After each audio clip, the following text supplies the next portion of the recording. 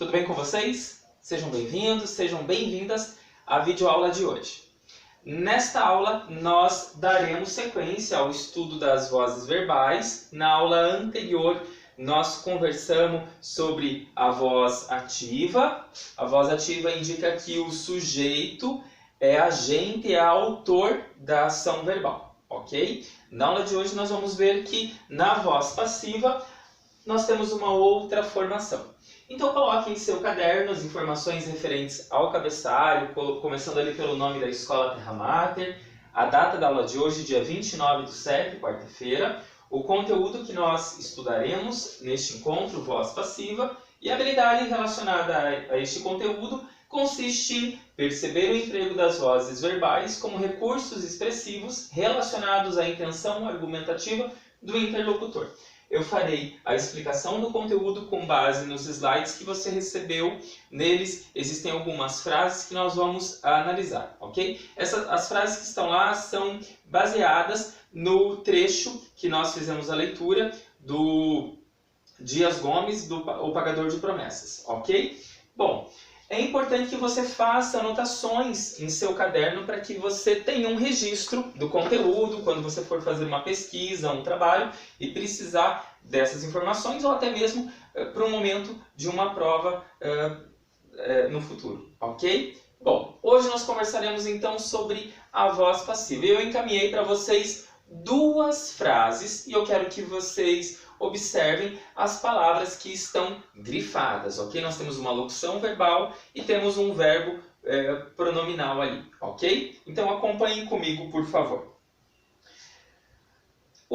A peça O Pagador de Promessas foi escrita por Dias Gomes.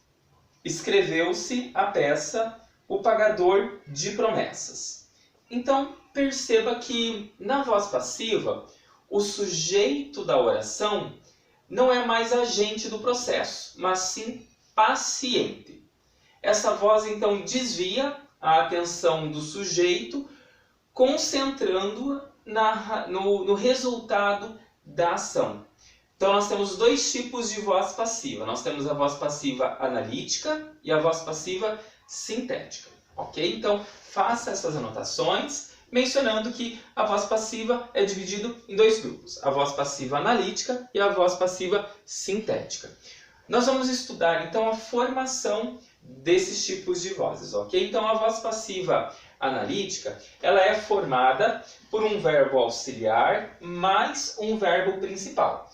Na formação, o verbo auxiliar sempre será o verbo ser, flexionado, mais um verbo no particípio. Ok? Então, nessa frase que nós fizemos a leitura, a peça O Pagador de Promessas foi escrita por Dias Gomes, nós temos ali foi, né, indicando um passado, flexão do verbo ser, e escrita, perceba que o verbo escrever está no particípio.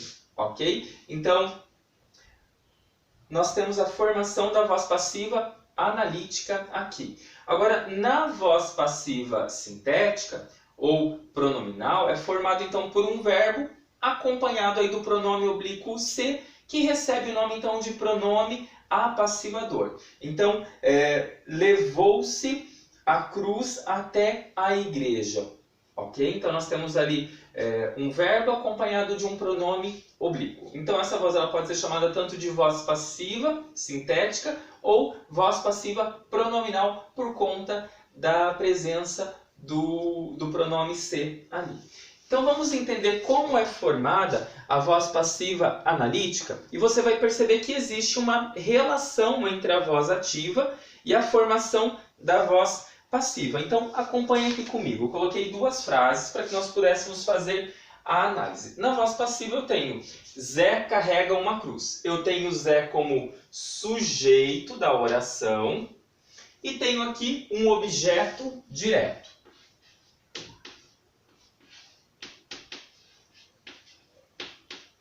Esse verbo aqui, carrega, é um verbo transitivo direto, né? Quem carrega, carrega alguma coisa. Não há presença de preposição, então tem um verbo transitivo.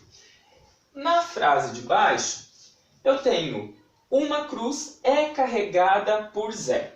Perceba que nesse momento, o Zé, que é autor ali, agente da ação, nessa frase já não é mais. O que era objeto direto na voz ativa passa a ser sujeito na voz passiva analítica. Eu tenho aqui o sujeito Zé, não como autor do processo verbal. Então nós temos uma construção diferente aqui, ok? Então Zé aqui, ele passa a ser agente da passiva.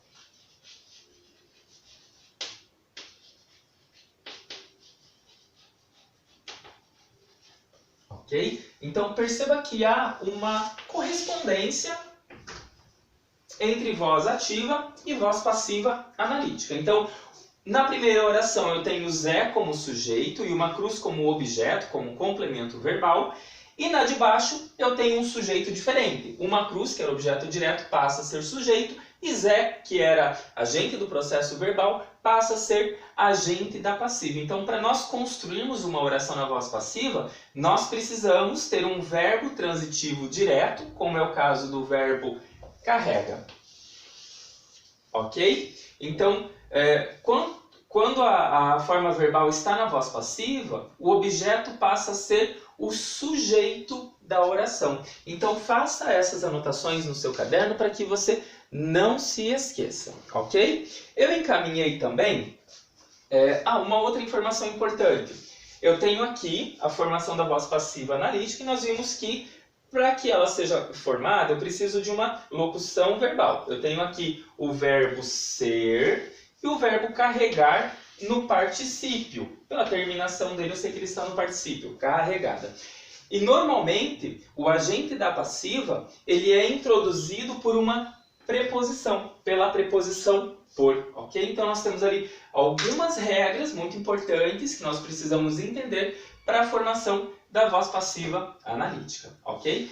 Eu encaminhei para vocês 3 frases, na verdade 6 frases, né? Ali comparando a voz passiva e a voz ativa. Então, eu queria que você observasse nesses exemplos que o tempo verbal da voz passiva se modifica de acordo com o tempo verbal da voz ativa, ok? Então, veja só, na voz ativa eu tenho Zé fará uma promessa. E na voz passiva, uma promessa será feita por Zé. Na voz ativa, eu tenho uma outra. Zé faz uma promessa, está no presente. E na voz passiva, eu tenho uma promessa é feita por Zé.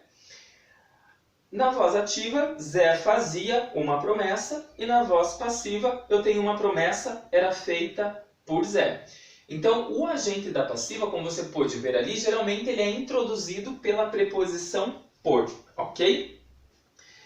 Vamos então agora a uma análise de uma tirinha que há no seu livro, na página 7, no MD2.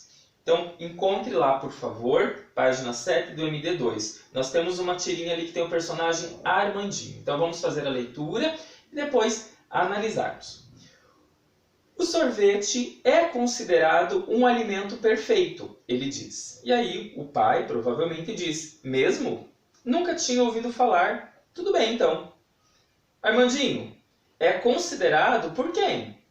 Então perceba que se o Armandinho tivesse dito a frase na voz ativa, eu considero o sorvete um alimento perfeito, certamente o pai dele apresentaria algum argumento para refutar a ideia do filho, né? Mas quando ele diz assim, o sorvete é considerado um alimento perfeito, gera uma dúvida em relação ao assunto, mas diante do relato do menino, acaba concordando com ele. Então a fala do Armandinho está construída na voz passiva. O sorvete é considerado um alimento perfeito. Então perceba que o sujeito é o sorvete. Então esse sujeito não é agente do processo verbal, mas sim paciente. Né? Ele é o objeto da ação verbal. Então omite-se quem considera e desvia-se a atenção do sujeito. Mas concentra-se então no resultado da ação. Um alimento perfeito para convencer o pai. Então perceba que por trás da fala do Armandinho existe uma intenção discursiva, ok? Bom, como atividade, então, eu peço que você faça um resumo das informações que você recebeu, que você possa colocar em seu caderno essa sistematização para que você possa entender bem esse conteúdo. Combinado? Desejo a você bons estudos e até a videoaula de amanhã.